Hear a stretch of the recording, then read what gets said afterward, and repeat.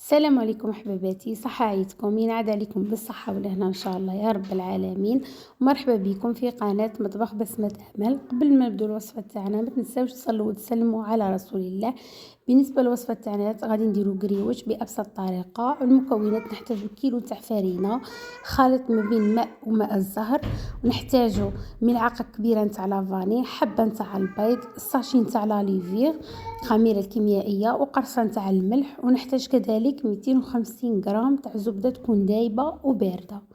هنا نجيبو الاناء تاعنا نديرو فيه كيلو نتاع الفرينة كما قلنا، نضيف عليه ملعقة كبيرة نتاع لافاني، رشة نتاع الملح، وساشي نتاع لاليفير شيميك، خميرة الكيميائية كما قلنا. نخلطوا النواشف تاعنا كامل مع بعض. بعد ما خلطنا النواشف تاعنا كامل مع بعض، نجيب 250 غرام تاع زبده تكون دايبه وبارده كما قلنا، ونبدا نبسس في الفرينه نتاعي بهذه الطريقه كما راه يوضح لنا الفيديو. هنا لازم نبسوا الفرينه تاعنا مليح. هنا بعد ما بسسنا الفرينه تاعنا نجيبوا حبه تاعنا تاع البيض، ضربتها في شويه ماء وماء الزهر مع بعض، نضيفها للفرينه تاعنا ونبدا نخلط. هنا بعد ما خلطنا ديك البيضة مع الفرينة، نبدا نضيف الماء وماء الزهر كما قلنا، خليط ما بين ماء وماء الزهر، ونبدا نجمع فيه الفرينة تاعي حتى اللي نتحصلوا على العجينة تكون طرية. هنايا ما لازمش العجينة تاعنا تكون مطلوقة بزاف، هنا نضيف الماء وماء الزهر قيس ما تلمنا العجينة تاعنا ونتحصلوا على العجينة تكون طرية.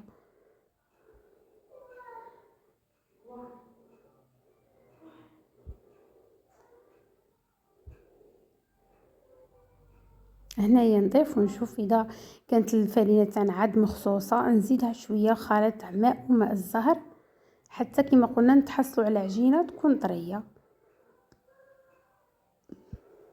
وهذه هي العجينه اللي نتحصلوا عليها. بعد ما لمينا العجينه تاعنا نجيبوا ساشي نديروا فيه العجينه تاعنا ونخلوا العجينه تاعنا تبات ليله كامله. لازم نخلوها ليله كامله باش تنجح معانا الوصفه تاعنا تاع القريوش، ونتحصلوا على قريوش يذوب في الفم ويجي ولا اروع. ننصحكم تتبعوا الخطوات هذه وتحصلوا على قريوش ولا اروع، ما تندموش عليه. هنا كما قلنا نخلوها ليله كامله. هنا بعد ما ارتاحت العجينه تاعي ليله كامله، هنا نبدا نرش سطح العمل بشويه نتاع الفرينه، ونجيب العجينه تاعنا ونبدا نسرح فيها طبقه واحده كما راه يوضح لنا الفيديو.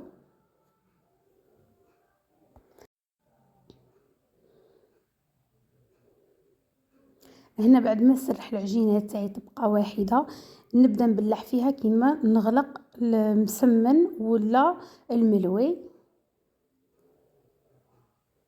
هنا لازم تسرحوها كامل طبقه واحده ونبدا نغلق فيها. نرشها بشويه نتاع الفرينه ونبدا نطبق. درت الطبقه الاولى ونزيد الطبقه الثانيه ونزيد نرش شويه نتاع الفرينه ونبلعها على الجوانب كما قلنا، كما نغلقوا الملوي ولا المسمن تاعنا. هنا بعد ما غلقتها بهذه الطريقه نبدا نسرح فيها. هنا علاش درنا هاد العمليه، غلقناها بالطريقه تاع المسمن ولا الملوي باش تجي العجينه تاعنا تجي مورقه ويجي القريوش تاعنا مورق وخفيف. هنا بعد ما سرحتها طبقه كامله نقصها شرائح على حساب ما نخدم بيها. هنا وريتكم كيفاش جات الطبقات. هنا نجيب ساشيه ونوخر فيها الشرائح نتاع العجين تاعنا على جهه، ونبدا ناخذ بالقطعه ونسرح فيها.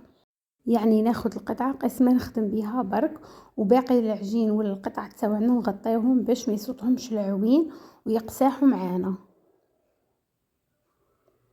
هنا نرش الفرينه ونبدا نسرح في العجينه نتاعي. هنا نسرحها تكون رقيقه، يكون يبان سطح العمل منها، وهذا هو السر اللي يعطينا قريوش خفيف. لازم العجينه نتاعنا نسرحوها تكون رقيقه، ما لازمش تكون خشينه باش يجي القريوش تاعنا خفيف ومورق.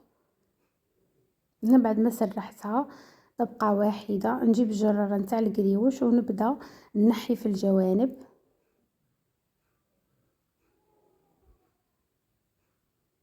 بعد ما نحيت الجوانب ناخد العجينه تاعي ونقطعها مستطيلات ولا مربعات على حساب الحجم اللي راني باغيتها انا.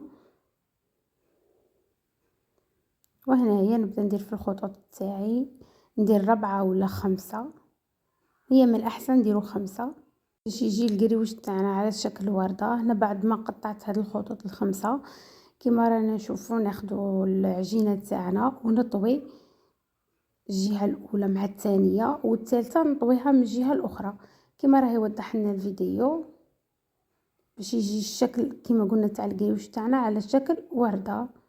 هنا نزير الجوانب من مليح باش ما تنحلناش الحبه تاع القريوش.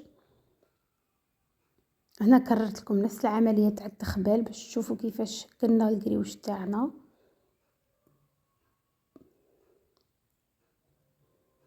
هاد التخبال يعطينا نتيجه افضل ويجي ساهل ماشي واعر. ونكملوا ليه ما ياخدناش كامل الوقت. كما قلنا نزيروا على الجوانب تاع القريوش من مليح باش ما ينحنلناش في الزيت. هنا بعد ما شكلنا كامل كميه تاع القريوش سخنا الزيت تاعنا ونخلو النار متوسطه ونبداو نقليو في القريوش تاعنا. نقلبوا القريوش تاعنا حتى اللي يتحمر لنا. وهنايا نخلو القريوش تاعنا حتى اللي يبرد، مثلا درناه الصباح نخلو حتى العشيه باش نعسلوه، ولا درناه العشيه نخلوه حتى من داك الصباح عاد باش نعسلوه. هنا العسل خليته حتى اللي يغلى بالكامل. كي يبدا العسل تاعنا يغلي نقصوا له للنار ونبدا نعسل في القريوش تاعي. نحط القريوش نقلبه في العسل عاد باش نحيه. وهاد الطريقه تاع التحسن تحصلوا على قريوش يبقى معسل ويبري لمده شهر. انصحكم تجربوا القريوش بهذه الطريقه، ما تندموش عليه، تحصلوا على قريوش ولا اروع. هو القريوش تاعنا في صحن التقديم، شهيتكم في الجنه. نتمنى تعجبكم الوصفه تاعنا تاع اليوم وتجربوها. وهنا هاد الوصفه انا درتها في شهر رمضان، ومع الاسف كانت عندي ظروف ما قديتش باش نحط لكم الوصفات كامله. اسمها هذا وين ربي كتب باش نحط لكم هذه الوصفه. نتمنى تعجبكم هذه الوصفه تاع القريوش وتجربوها، يجي ولا اروع، يذوب في اليد قبل الفم. وهنايا مبقى لي غنقول لكم مع السلامه في فيديو جديد ووصفه جديده سهله واقتصاديه كما العاده. ونتمنى يلقاكم هذا الفيديو بصحه وبعافيه، وما تنساوش تشاركوا في القناه وتدعموني باش يصلكم كل جديد فضلا وليس امرا. وهنايا ما بقى لي غنقول لكم مع السلامه، إلى الملتقى إن شاء الله.